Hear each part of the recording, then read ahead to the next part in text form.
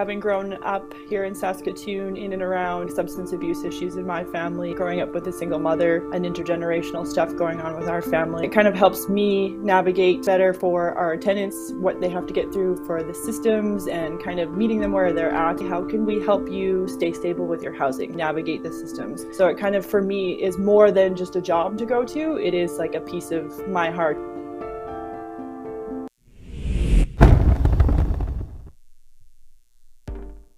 Okay, that was tonight's guest, Holly Woroniuk. I'm Donna, and this is Phoenix Fire coming to you from Saskatoon, Treaty 6 territory, traditional homeland of the Métis people. Let's bring in Holly. Hello, hello. Hello. You seem surprised to see us. Oh my goodness, I haven't been staring at you guys for the last little while. And sitting through all the fun we've been having. So, is there anything that you'd like to say before we get started? Just that I'm super excited to be here. I never thought it would be something that you guys would want to delve into and talk to me about, but I'm so excited to be here. And we're excited to have you, Holly. Okay, let's run the story.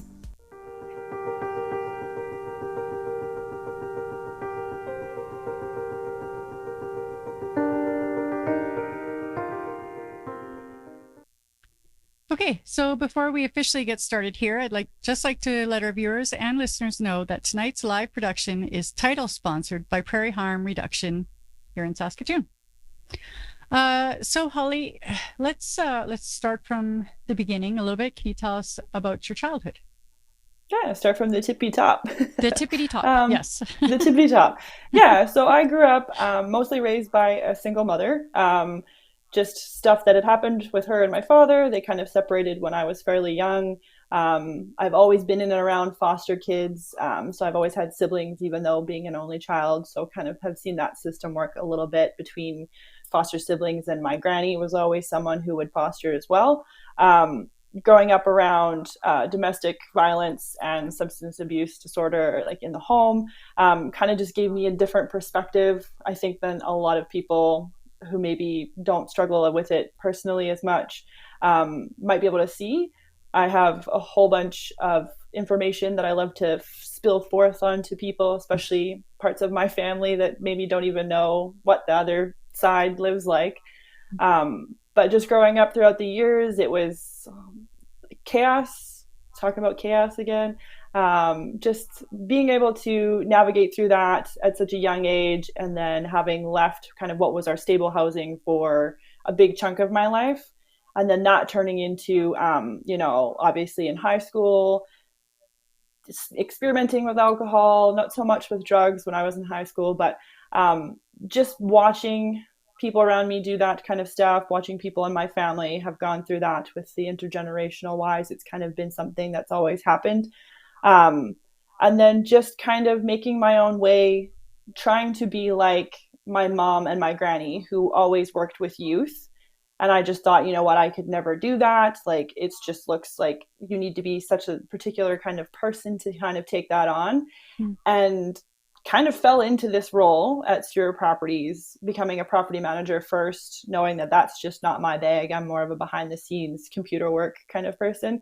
But turning that into being able to advocate for, you know what, like, it is, some people don't realize it can be, next paycheck, people can become homeless, and trying to meet people where they're at and understanding that our mental health systems in this province are awful, and just trying to help navigate, like, these are people, like, yes, they have addictions or they have mental health problems, and being able to kind of make my own way in being able to help people out.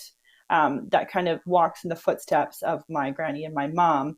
And then just turning that into, okay, this is housing, which isn't stereotypically a support kind of role, but how can I go that extra step to not be just another landlord? And instead of kicking you out, it's like, okay, well, what's going on? What can we do for you? Where can we meet you in the middle? Let's make a payment plan.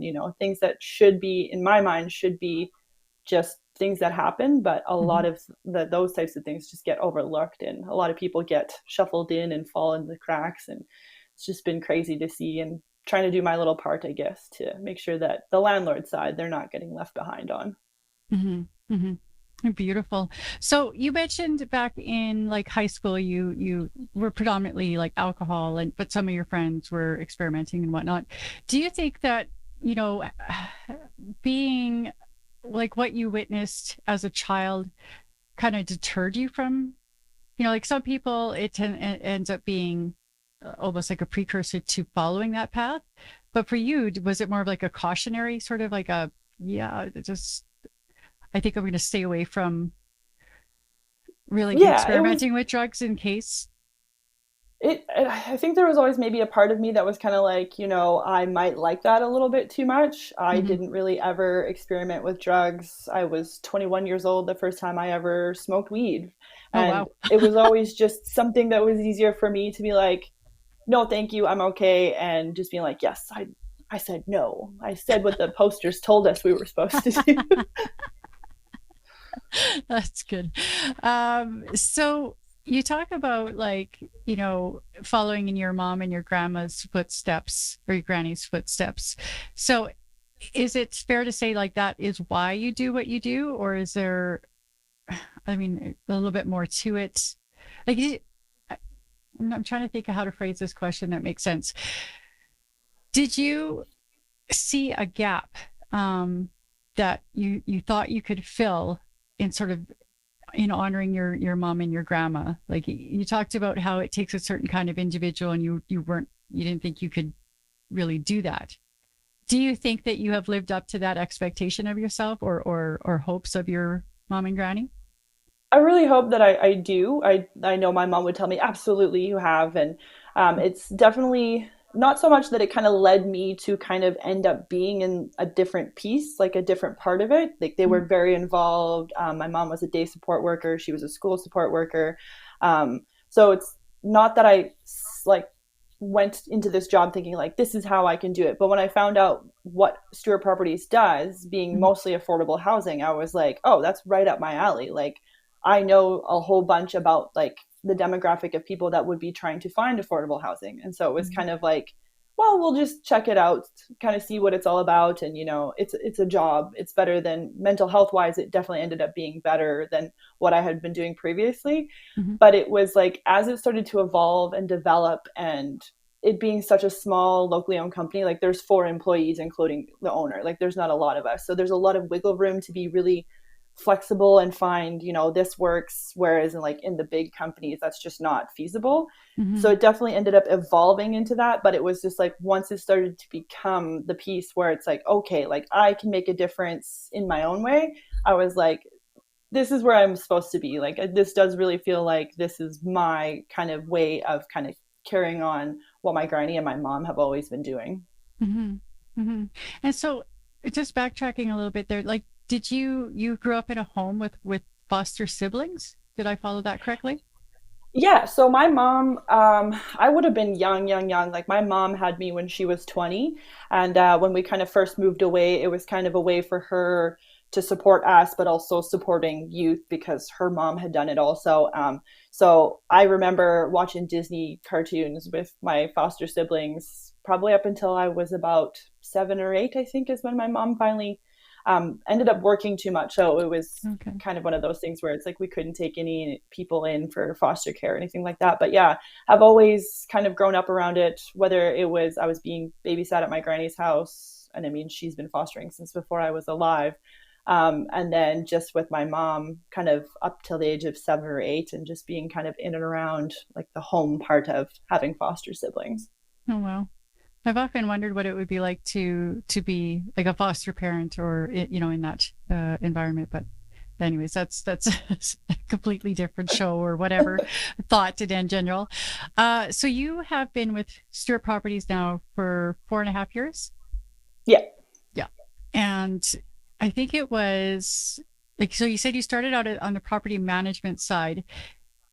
When this role, like, did you kind of encourage Stewart Properties to develop this role, or did you guys see like a gap that somebody like yourself was needed to It, facilitate certain things, or how yeah, did this come about? it kind of like really happened organically. Obviously, they'll always have a property manager that does the move ins, the viewings, the move outs, and stuff like that. And that's kind of what I was first brought on to do. Mm-hmm. And then very early on, learning how to navigate, okay, well, this tenant is on the SED program. What does that mean? It's not just as simple as a lease. There's a little bit more extra paperwork to fill out, just to help them out with their worker and their file. And then it kind of became, okay, I want to learn how this works for our tenants, because it just makes everybody's lives easier at the end of the day if everyone's on the same page. So it wasn't so much that it was like pushing Stewart Properties to kind of do that. It was Mm-hmm. already there. It's just maybe I've made it a more involved thing personally for me. But again, at the end of the day, it just helps our tenants and helps the people looking for housing. Mm-hmm. So win-win situation then. Yeah, We've got a definitely. we've got a question coming in from Barb Fornsler. Barb, thanks for the question. Barb asks, does your organization offer any consultation for landlords or managers who might want to do something similar? We don't. I'm always happy to answer questions when even different people ask. I have a friend that is just starting to navigate potentially being on the SIS program. And it's basically, I have this information. It's only going to help everybody else if I pass it on. So it's not necessarily something that we set up like, oh, we'll come talk to you, or hey, this is what we do. It's like, fire your questions away. I would love to answer them, because at the end of the day, it's just going to help more people get housing, and more landlords and management companies understanding that like people on social assistance aren't like bad. They're not any more work. It's not harder to house them. It's a lot of the times can be much easier. Hmm. Interesting. So I'm sorry, I lost my train of thought there, but so can you maybe like just give us an idea of sort of like what an average day for you looks like? An Like do average you day? if you if you can, if that's too broad of a question, that's fine. So I guess maybe to narrow that field a little bit, what I'm wondering is like how much time is spent sort of because like I've been on in the system and it's difficult sometimes dealing with social workers and the ministry in general. Um, do you find like you spend a lot of your time sort of advocating for like with the ministry, or is there a lot of your time sort of focusing on the client itself or the tenant? A lot more of our time is spent kind of with the tenants, depending on which program they're in. When they get housed with us, a lot of the hard work is done right at the beginning when we fill out their paperwork or do their lease signing and do their move in. Mm-hmm. Um, but a lot more of my time and effort when it is required ends up being once they're tenants and it's okay, well, this has come up and now this person's having a mental health crisis, or this person thought they had enough for rent but didn't understand how their kind of allowances were going to shake out. And it was definitely, I spend more of my time with people once they're housed, I guess would be more accurate. Okay. So, and I'm not sure if you could speak much to this because I like what I'm wondering is like how has your role changed since the SIS program was implemented? Like, were you um, doing what you're doing when it was the old program, and then you had to sort of transition into this new way of doing things? Definitely, yeah. Especially when SAP and T were still around. That Yeah. one was really easy to navigate. It was really similar to SED. It became a lot more work when it all kind of conglomerated into SIS, because we had a lot of our tenants that didn't know they were getting cut off of direct rent, didn't know that their letters of guarantee for their security deposits were no longer valid anymore. So Mm-hmm. there was a couple of our tenants where it was like we almost had to go to bat for them or learn how the system worked in order to help them navigate it, because Mm-hmm. even in my role, having different connections and different partnerships and talking to social workers and stuff like that, I'm like, I feel confused.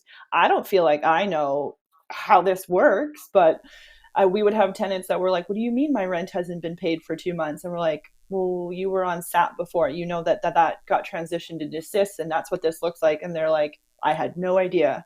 And Mm-hmm. I'm like, okay, well, all of these people just would have been kind of left once that SIS program kind of opened up. And we still see a lot of struggles as far as the direct rent became a huge hurdle and a huge barrier for a lot of our tenants and Mm-hmm. potential tenants, where it was just like, it's one simple thing. You're already sending the money out to them.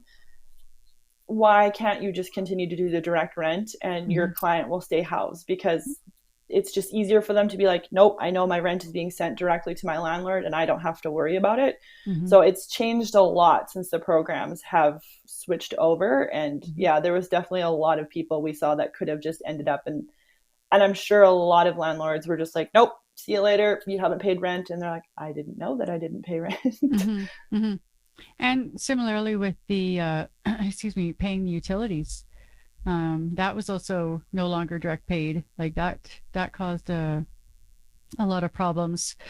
And that is also part and parcel of maintaining housing is the bills have to get paid. So now you have like a double whammy for people who either weren't aware or maybe aren't capable of doing the budgeting that's exactly it. Because the direct pay for utilities was huge for a lot of our tenants, because the way it shakes down, what you have left over after your rent, your living allowance is paid out is laughable when it comes to utilities. Even if you're living in an apartment where all you pay is power, like it was just not enough. And there's tons of our tenants that are on SED, and before when I could send in their utilities, like I'll spend, it ends up being once a month, I spend about a whole day getting the utilities bills together and sending them into the applicable workers, just to have that one less thing that a tenant has to worry about. Like, yes, is it selfish reasons we get paid for the utilities? Yeah, for sure. But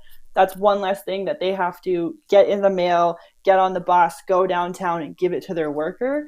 And the direct pay for utilities was also a huge knock to a lot of our tenants that were like, what do you mean? I don't even have $120 to pay this water and power bill. And it's like, well, social assistance thinks that you should. Yeah. I remember having many disputes with my worker over that very issue. Like it was, and at that time, my, I think it was my water. There had been an unknown leak in behind a wall. And I got hit with like a $900 water bill. And I'm like, how am I supposed to pay this? You know? You're like, how much are kidneys going for on the black market again? pretty much. Yeah, it was, I had some serious concerns with that. Fortunately for me, I was able to, it came at such a time where the bill was issued just prior to my transition. So the ministry still had to kind of deal with that for me. But, I can't imagine what people are dealing with now if they're hit with a bill with like that. It's terrifying. Definitely. And that's the thing, is like, it can very quickly, one leaking toilet that you didn't know was leaking is like, oh my goodness. Yeah. And if that is what am I trying to say here? If it's a stipulation that your bills get paid in order to stay housed, like the whole system is just frustratingly messed up, in my opinion. Definitely. So when we talked a few days ago, you had mentioned that you wanted to bring awareness to the partnerships that you have fostered. So please elaborate on that for a little bit, because all I put in my notes was make sure to mention partnerships. So make sure I've done my job. Yes, no, definitely. That is one of my favorite things to talk about, because it is one of the favorite things of mine that we do, is that we partner up with a lot of community groups, and we have buildings and we can fill them, but we also know that a lot of times our buildings have tenants that maybe are a little bit higher need. And like I said, we're a 4-person staff. So even if we want to, or we can, it just spreads us way too thin, being able to kind of be a higher need level support for some people that maybe need a little bit of extra help. So we partner in a lot of places where we go, here's our building. You guys do amazing work. Don't worry about the bricks and mortar. Let's see what you guys can do with, and it depends. Some of our partnerships that we have, they'll pay for the whole building and they have people come and go as they need housing, depending on what their type of program is. And then other program buildings we have is they move them in. We're the landlord. they pay us. If they fall behind, it's a communication with the worker there and the tenant that's having issues maybe. But it's never a situation where it's like, well, you're behind, so get out. And it's been a really awesome experience for all of our different groups that we work with, when what can happen when like multiple layers of support, whether it's housing or food, anything like that, where everyone's meshing and working together. Mm-hmm. We've had a couple people, even in the last little while, we had one of the workers with one of our partnerships being like, I just wish more landlords could be like you guys, because yeah, housing, it's like you put someone in there, but sometimes it's a little bit more than, no, they need somewhere to stay in order to get their ID, in order to get a bank account, in order to do all the things that they need to do. And even to just collect income assistance, you have to have a fixed address. So, yeah, you know, as my one friend Kelsey commented about it, there's this perfect circle that exists that is a barrier. Like there's no entry, there's no exit point, and there are so many different things that have to come together. So the more people that we have, like yourself and your partners, that are addressing that, the better likelihood there is for success for individuals out there. Well, it's definitely it. And there's lots of times where issues cannot come up if it's, you know, this tenant and that tenant who are neighbors, they don't get along, or they're having a mental health crisis, or, you know, maybe they've fallen back into addictions, or they've said a family member who may be in the midst of addiction can come stay with them, and then that causes problems, instead of it being a situation where, well, you're just evicted. It's okay, let's talk to your support worker, or let's see which different partnerships we can connect you with, which is awesome. Where if someone comes in, I can be like, I don't really know a whole lot about how you're going to navigate the system, being, you know, maybe a new mother or someone who's just moved here from somewhere else, or whatever their situation is. It's like, I might not know, but I know someone that knows. And that's been really awesome for a lot of being able to help people navigate the system better, because it's like, if I don't know, I know that there's someone I can ask that would have an answer, or have another connection somewhere down the line that can get the answer for that person. That's an amazing network you have there. So just for my own curiosity's sake, like if I was applying for a tenancy or signing a lease with you guys, like, do you have that disclaimer in there about no gangs and no this and no that, or it's immediate eviction if we, like, have you encountered that ever? There was a couple of buildings I lived in back a while that had some problems, for lack of a better word. And yeah, so there was a clause right in the lease that if there was any, you know, sort of questionable activity, gone. No rentals, no nothing, you're out. Yeah, that's where we try to be definitely really flexible. We do have some buildings that are actually under the crime-free multi-housing, so they do have to sign that paperwork where it's like, if there is an event at the building, whether that's someone pulled a fire alarm or there was actually like an assault or something like that, we get reports back from the police.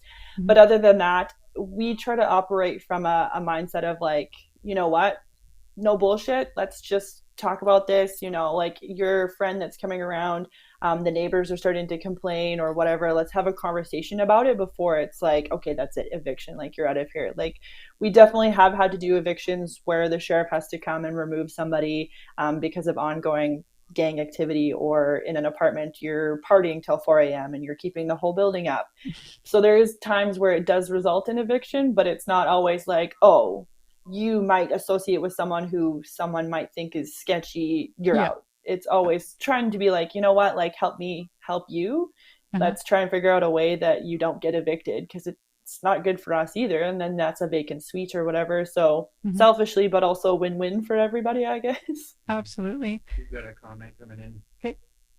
We've got Kayla Marie, ED of Prairie Harm Reduction, chiming in saying PHR staff loves working with Holly for our, I'm going to say this wrong, so I have to apologize, for our Oski Piskikawa.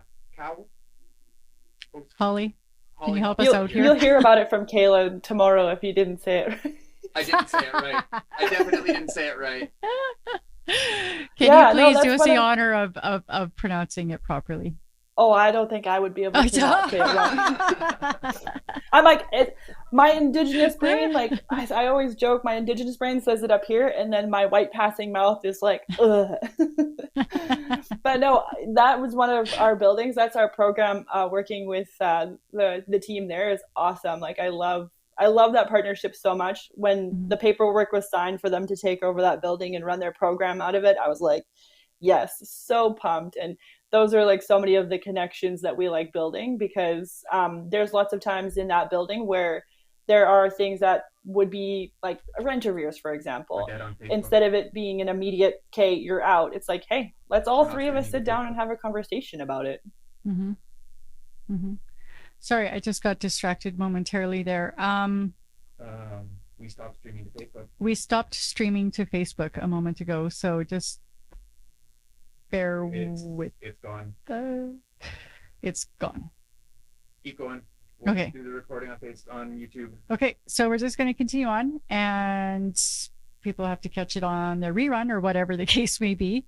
Now my train is like quite derailed. No,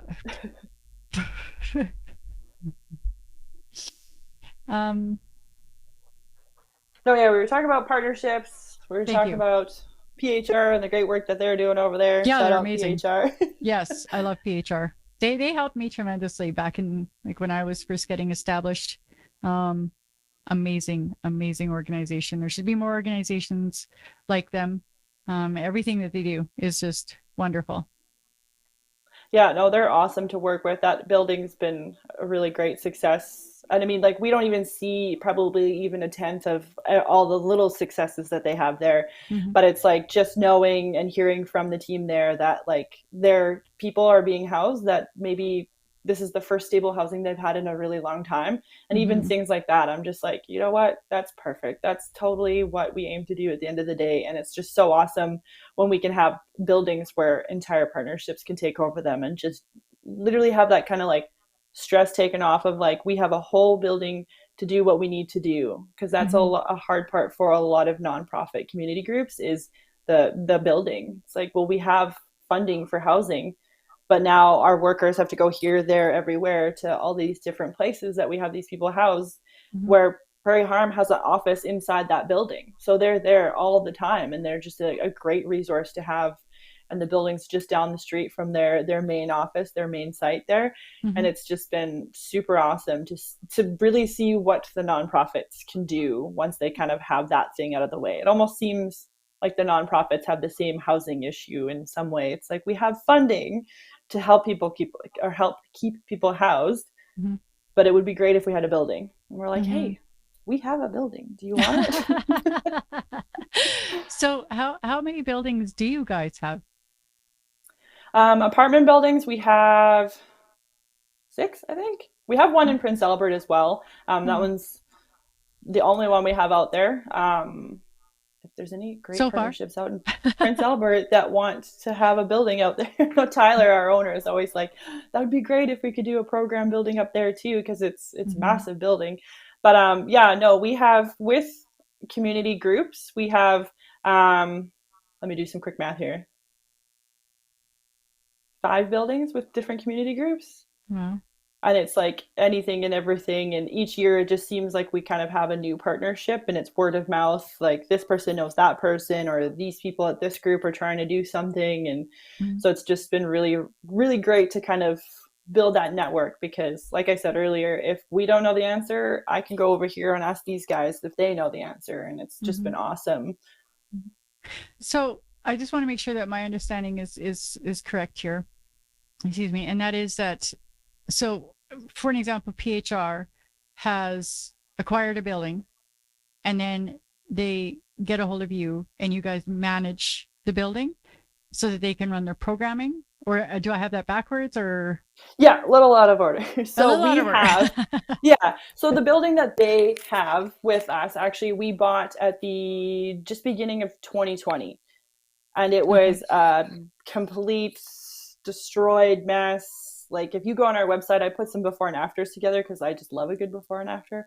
But it was obviously gang activity. There was gang graffiti everywhere. There was holes punched in walls. There was all kinds of damage as far as like cosmetics, right? Like things you can patch up. And then having it be so close to St. Paul's, which quote unquote sketchy area, it was hard to find people to like live there. And I mean, there's 1 bedrooms, 2 bedrooms, and 3 bedrooms in there. So there's potential for singles or couples all the way up to people with families. Mm-hmm. And it was so difficult for us to fill the building and kind of make that purchase kind of worth our time. And Okay. then, yeah, Jason, when he was still the executive director before Kayla's come and done her magic, Mm-hmm. sat down and they were like, you know what, we got some funding for this, like to keep people housed. And we're like, done. Don't even gotta ask us twice. Like, if you guys want to have that building, we know you do great work already. What else can you do as far as amazing work if you just had that one piece, which is the building, which for a lot of nonprofits, um, they aren't allowed to kind of have that asset. And Okay. we're like, well, we have buildings that it's just, we have a hard time filling or keeping full, and it's just like, here you go, like run with it. We can be Okay. flexible on what the landlord portion of that looks like, and work with them, as opposed to them putting them in another building where they're just going to get kicked out because they have arrears or they were late because their SIS funding, which is also a problem, didn't come in on time, so their Yeah. rent wasn't paid on the first. Right. Yeah. Yeah, Yeah, that can be a little bit unpredictable. Yeah. And then on top of definitely. that, like I don't know how many people managed to get grandfathered into the rental housing supplement before that, what was it, June something or other deadline like 4 years ago. But like I noticed because I was still on SIS, and I had before SIS, like that was an extra little bit to help pay the rent and whatnot. But then when SIS was implemented, they considered that to be an income.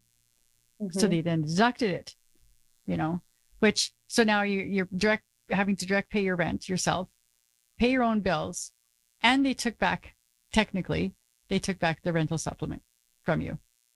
So, Yeah, there was a lot of our tenants that some of them did get grandfathered in, but some of them didn't even know that that existed before they were automatically turned over into the SIS program anyways. mhm, And that's the thing that we seem to find a lot of, is like a lot of people don't know when those kinds of resources are available to them. mhm, And unfortunately, sometimes we do see some workers that just kind of conveniently don't tell them, mhm. or unless you ask, like, hey, oh, my buddy says he gets an extra hundred and some dollars. Yep. And then the worker's like, oh, yeah, I can tell you about that. It's like, well, Yeah. why didn't you start with that? I encountered a lot of that, years ago with a couple of workers that it was like if you didn't already know, you were never going to know. Or, if somebody was like, "Well, I get money for this," and you're like, "Well, how come I'm not getting money for that?" or whatever. I I did have a couple of good workers who were like, "You've got a kid? Okay, let's get you diaper allowance. Let's do this, let's do that." But, you know, I don't think there's many of them, unfortunately. No, that's the thing. And then, like, a lot of the workers, it's so funny now when if someone comes through on said, I assist, it seems to be, you never know who your worker is, or if you do, you might have a new one next week, and it doesn't matter that you know their name right now. But Mhm. said, there's a lot of times where they're like, oh, so and so is my worker. I'm like, oh, I love that worker. They're so easy to deal with. I'm so excited. And then Oh there's yeah. other workers, I'm like, oh, like, I don't ever get an answer when I try and like Mm. ask them questions or help them out with their rent. But there's definitely some workers out there that are a step above and beyond, and Mm. it's always awesome. I don't know. I shouldn't get excited when I'm like, yes, it's that worker. I love them. They're so easy to deal with. Well, I think you're within your rights to get excited about that kind of a thing because I mean you're doing a difficult job, really. I mean you're juggling a lot of things, and when you're met with resistance or you know somebody who's not cooperating or whatever, like that's just going to make things so much more frustrating. And obviously, I mean, like if this is something that you're passionate about, so and on that note, I'm wondering, like you must deal with a lot of variables and a lot of stress. So how do you take care of you? Like what do you do for self-care? Most of what I do is I go and I talk to my mom, who's been in and around social work and youth work and stuff like that, and I'll sound ideas off of her because she's been in it for, I don't know, almost 30 years now, as Well, far as she gets it. So it's a little bit easier to have those conversations with her because you're not reinventing the wheel by explaining, well, this is why I'm mad because the system is broken. She's like, oh, I already know the system is broken. But there's been a lot of, like, one of my favorite things to do is to read psychology books, read mental health books and stuff like that. and having space with people in my circle who are also very cognizant of that, and being able, Mhm. like, hey, are you in a place where I can kind of have a conversation with you about what's going on? And also being able to look at, okay, well, I don't need to react that way because I know I'm just stressed out. So I need to make sure I'm telling whoever it is around me, my fiance, I'm sure I get the brunt of it all the time. But just being able to be like, you know what, I'm just in a rough space right now. I just need some time. And then just, making sure mental health wise, like I'm checking in with myself, and I'm, not keeping things bottled up inside, and having sounding boards to talk about. And even all the way down to the little things, like just making a list of like, okay, I know that I need to help this person tomorrow. Let me write it down on my to-do list so that I don't forget to deal with it and ruminate over it all night long, being like, don't forget to do that thing. Right. But it is very much, yeah, my mom is definitely, and anybody that knows her knows that she's just that kind of person that will sit there and listen to you. There's tons of people that she's helped out since they were infants, really, because she's either been around when they were born or knows their mom since they were little kids. And so she's that person for a lot of people. So it's Mhm. really, really awesome to have her. But that's probably the way I keep the mental health in check the most, is being like, I'm coming over. Get the tea on. Yeah. Okay, I'm just going to take a quick break here, and don't, like, you'll still be on the screen, so don't Don't pick pick your my nose or nose. something. So want to let our viewers and listeners know that Phoenix Fire is also brought to you in part by Prairie Sky Recovery Center, the Elizabeth Fry Society of Saskatchewan, Naranon Groups of Regina and Saskatoon, and Stronger Together Canada peer-led support groups by Moms Stop the Harm. To learn more about all our sponsors, get on our email list, check out our upcoming streams and more, check out www.hardknockstalks.com, and while you're there, pick up some merch. It's amazing. All right. So that's a done deal. Perfect. So I have a question. No. Do you deal with people who just walk in from the street looking for housing, or are you mostly referral based? We're mostly people who Google property management.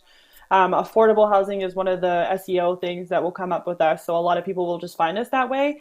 But we do sometimes have referrals where, even if it's someone that's kind of graduated out of a program where it's like you would only stay there for a little while, where they're whatever the issue is. Like, we do have a home that is a youth home. So once they age out, it's sometimes they're, oh, or do you have somewhere to go? So our referral rate is probably lower than just people Googling us and being like, oh, they do affordable housing, which means they know what a letter of guarantee is. They know what the SED program is. They should know what this program is. So we do find most of the people who come to us outside of our partnerships is a lot of people just like finding us online and being like, I heard you take people on social assistance. And that is one of the questions that breaks my heart. Do you take people on social assistance? Yes, absolutely I do. Bring me your paperwork. Let's fill it out. Yeah, I know that you're not supposed to discriminate against people on social services or income assistance, whatever the term is, but it definitely still happens, unfortunately. I totally was. And the landlord even said to me, right, we don't take people on social assistance. Yeah, that's the question that gets led with the most, honestly, is when people call or ask us questions and, well, do you take people on social assistance? Mhm. It's like, yeah, but we have like certain things that we'll try and get into place for you. Like, we'll try and do a direct rent so that you know that your rent is paid. We can refer you through different places that we know that do trustee programs where it's you don't have to worry about your rent. It's always a matter of, yeah, we take people on social assistance, but we're also not going to sit here and bullshit you. So don't bullshit me. Let's make sure that we're all on the same page here and we can kind of, be You on know, you know working what's funny together. though? That landlord, he can't say, "Oh, Phoenix Fire, that's being streamed from one of my rental properties." Cam out. Gotcha. Thank you for that question there, darling, and comment.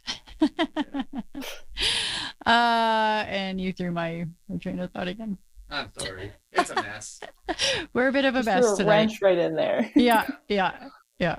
Last week you said you liked it when I came on Well, screen. Now this week we're on this. I do, but we started off on a very like discombobulated note, so Okay. everything is just kind of wonky tonight. Um, there was something I was going to ask. So when the SIS program, actually, I want to backtrack for a second. You've mentioned a couple times now this trustee issue. What is that?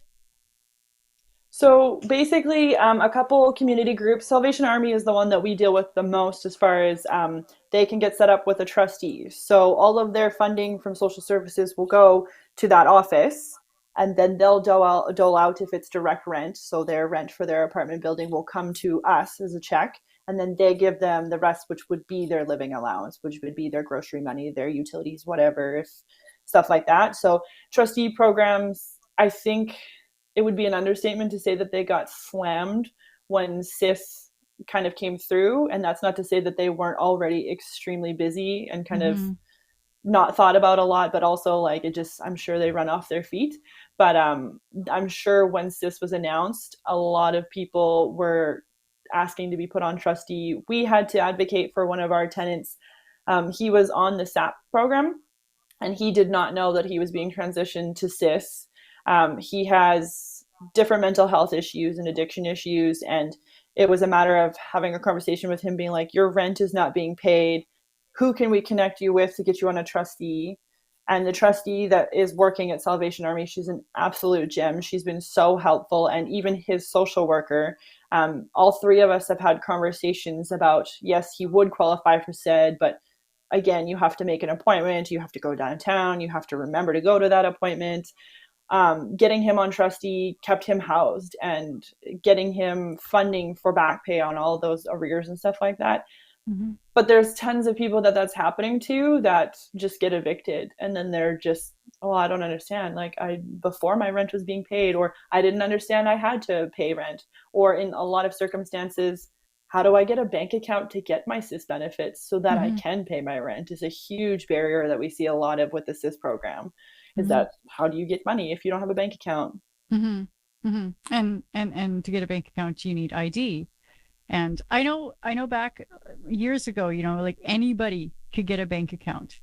And when I went to open a bank account for the first time, because I was cashing my checks at like Money Mart and whatever and getting exposed Yeah. big time with their fees and whatever. But my dad had to sign something because like I tried opening a couple of bank accounts and like I don't know what happened in my using days at like I probably ghosted a few checks or something, but they were like, Yeah. no, I'm sorry, you cannot have a bank account. And I was like, not even like I'm not looking for an overdraft. I just need to be able to cash my check. And they were like, no, you know. So anyways, and then I didn't have ID, so there's all these barriers to people being able to even to get uh That's that the sort of thing a is you thing always need the happening. one thing to get the other, but then you Hmm. need that thing to get that thing to get the other thing, and it's just a huge hurdle. And so if you can't get a bank account, well, you don't get your rent money and you can't stay anywhere and you're homeless. And it seems to me like the system when it was set up is just like, well, you know what? It's not our problem. And that's Hmm. what it really frustrated me. I probably went on more tangents than I needed to do when they announced the SIS program as far as like, this is a bad idea. And like, Hmm. I shouldn't have to be the person as the landlord being like, you guys are screwing these people. And it's just going to end up awful in a place where now we're going to have more homelessness, and then everyone's going to complain that there's all this homelessness. And it's like they literally didn't do it to themselves when it's just the SIS program was kind of like, yeah, we're going to send a bunch of money to people who maybe don't know how to budget or maybe don't have a bank account, and then just tell them that they need to figure it out. Hmm. Hmm.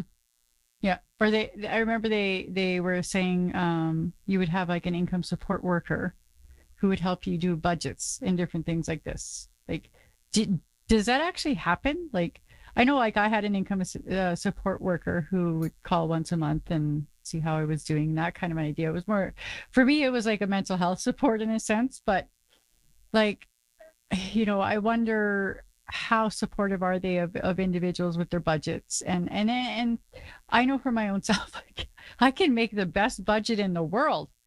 Sticking to it is a whole other game, you know? Yeah, definitely. And I mean, two examples that I have is we have one tenant right now who they didn't put the utilities in their name right away, and they're on SIS. And it was like I reached out to their worker, being like, "Hey, this is the situation," and they're like, "Oh, well, we can't pay utilities directly." I'm like, "No, I know. I'm just wondering, like, is there any way that you can help them out?" And she basically said, "Well, I'll try calling her and see if we can work on a budget for a payment plan." And I'm just thinking, I'm like, that what does that mean though? Over the Mm-hmm. phone? Are you in the city? You're probably in Regina. Is she going to be able to get a hold of you? No, it's a call center where you have to wait for, and the wait times were Oh, ridiculous in the they beginning. still Like are. if you didn't Yeah. have all day to sit on a phone, you weren't talking to anybody. Mm-hmm. But then on the other side of it too, it's being like having workers just tell me, "Oh well, that's too bad for them if they didn't pay that," and I'm like, Mm-hmm. "I'm just trying to keep your client housed. Help me out." Mm-hmm. Mm-hmm. Yeah, it's an interesting phenomenon, for lack of a better word, dealing with the mindset sometimes with the ministry. It's just very, very yeah, not my problem. That was the thing too, and the SKLA, like the Sask Landlord Association, they had a whole channel of being able to talk to the ministry and being like, "Here, like, show us, like, send them your examples of how the SIS program is failing tenants." Mm-hmm. And it was a 6-hour job to get together all of the information for the people who weren't paying their rent. And maybe it was a budgeting thing. Maybe it was, oh, you get your money into your bank account and you're like, oh, sweet, I have all this money now. Whatever the case may be, I sent in all that information and all I got back was phone calls from workers being like, they haven't paid their rent. And I'm like, no, they haven't. Like, I just letting you know. And they're like, oh, okay, well, then I'll just have to cut them off then if they're not Mm-hmm. using their rent money for rent. And I'm like, so what does that solve? Yeah. Yeah. Yeah. How's that helping any? So speaking of things not helping, I recently heard, and it was on the news that the lighthouse has lost their funding. Have you Yeah, I saw that too. have you guys been dealing with like an influx of people coming out of that building and looking for assistance with housing or Let's talk Not about what too the much lighthouse. yet. Sorry. For anyone No. who might not know, what's the lighthouse? The Lighthouse is kind of just a supported living program. You can get overnight beds, you can get apartments. There is different kinds of levels of help there, whether it be budgeting, mental health, addictions, and stuff like that. And yeah, no, it's recently, I only found out about it because I happened to scroll on Facebook and see the news article for it, that this place is being shut down. And depending on who you talk to, whether you're and at talking to like someone in the, the end of this month too. yeah, It so was like Friday, like yeah. a 1 week notice like this was coming down. I was like, I thought I was seeing things. Yeah, I sent it. I sent the link to our owner, being like, "Oh, this isn't going to be good for anybody, Mm-hmm. because even if people are reaching out and there is houses for or apartments for people, there's still not going to be enough because there already wasn't enough. There Mm-hmm. already wasn't enough support for people who, maybe needed to go to the lighthouse because they had nothing else. So it's really unfortunate also that it's happening in fall, going into Mm-hmm. winter and going into what is supposed to be one of the coldest winters. Like, it Yeah. really pisses me off, for lack of a better word. But like what do you do? Like, there's not a Mm-hmm. whole lot you can do, and it's just sad. Mm-hmm. Yeah, I'm really concerned about the outcomes of that. And like you pointed out, like this is supposed to be an exceptionally brutal winter. I just the I don't know, heartlessness at times is just astounding. And again, that's my opinion, but I think it's shared by a lot of people that it's like, how can you do that to people? Like it seemed like a really like I get it. They were board members or whatever were apparently financing some homes and whatever, but just put in a new board. Like why shut the whole program down and have this group of individuals now scrambling for housing? I'm sorry, Well, and that's that's my my rant. That's the whole thing. And yeah, like I was saying, I guess it depends on who you talk to. Some people are going to be so happy. And I'm like, the people who are going to be happy that the lighthouse is getting shut down, you guys weren't going downtown anyways. Like you Yeah. stopped doing things after COVID and you just never picked them back up. But it is going to create a lot of like the people and the programs and the support groups, like nonprofits and stuff like that, are already overworked Maxed and out. like Yeah. unappreciated and spread thin. And now it's just like, again, social assistance, the ministry and stuff is like, not my problem. Mm-hmm. Yeah. So, yeah. Hey, we're not streaming live to anywhere anymore. Oh, okay. So Did I bring in bad juju to this conversation? It was probably me. I don't know what to say. So, well, if we're not streaming, then we're not recording. okay. Okay.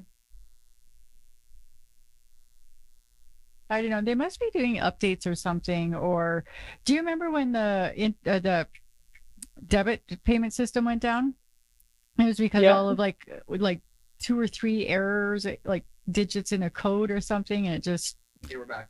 You know, I kind of wonder sometimes if that's what we're dealing with Facebook right now, because the weirdness that is happening. So anyways, maybe we'll cap it there. So I want to just quickly backtrack a little bit on where you know what, I've lost my train of thought. Never mind. I really tried to. We were on a little bit of a tangent, complaining that shutting the lighthouse down. So I think we got a little distracted, anyways. Okay, so as Dan said, maybe we'll just, you know, before I say something that I'm going to regret or get in trouble for, we're just going to end the show for tonight. But before we do, Holly, is there anything that you'd like to say before we part ways? I don't think there's too much to add. I've just kind of spewed a whole bunch of information out, and I don't know if I've blacked out and even remember everything that I said. But like going back, I guess, about if we offer anything as far as educating landlords, whether you own one property or a bunch, or management companies or anything like that, feel free to reach out to us. I love sharing that information. As far as why wouldn't I share that information if it's going to mean people are going to stay housed? So that would be the one thing I guess I pass on. And shout out to all of our amazing groups we work with, from, you know, PHR to Sanctum to Straight Up to Out Saskatoon. We started partnering with MNS, which has gotten really awesome. FASD Network just moved into our office building, which makes me very excited as well. So which is how we met you. Shout out to all of those guys, right? Yeah, that was an awesome meeting. I was completely blown away by everything that both those organizations are doing, and the fact that the first 2 floors are